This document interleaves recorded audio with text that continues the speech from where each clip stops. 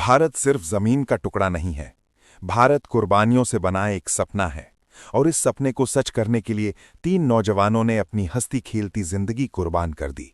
भगत सिंह, राजगुरु और सुखदेव। भगत सिंह कहते थे कि क्रांति बम और पिस्तौल से नहीं, विचारों से आती है। वे मानते थे कि डर गुलामी की सबसे बड़ी निशानी है, इसीलिए उन्होंने कभी डर को अपने दिल के पास भी नहीं आने दिया। वे कहते थे कि आजादी भीख में नहीं मिलती, उसे छीनना पड़ता है।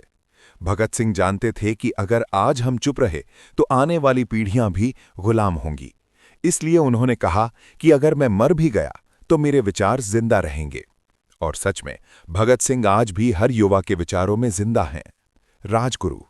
राजगुरु का मानना था कि जब देश रो रहा हो तो चुप रहना गुनाह है। उनके लिए देश जान से भी बड़ा था। वे कहते थे कि अत्याचार का जवाब खामोशी नहीं हो सकता। एक गोली, सिर्फ एक गोली, और अंग्रेजी हुकूमत हिल गई। राजगुरु जानते थे कि उनकी राह का अंत मौत है, फिर भी उन्होंने कदम पीछे नहीं खींचे।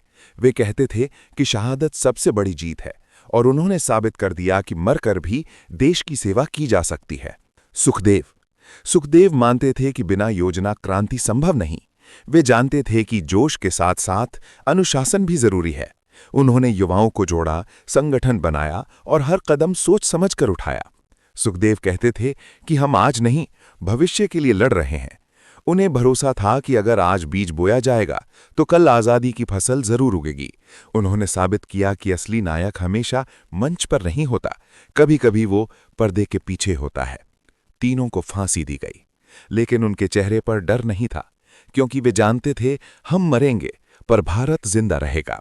आज हम खुली हवा में सांस ले रहे हैं तो उसकी वजह 3 शहीद हैं: भगत सिंह, राजगुरु, सुखदेव। इनकलाब जिंदाबाद, शहीदों को सलाम।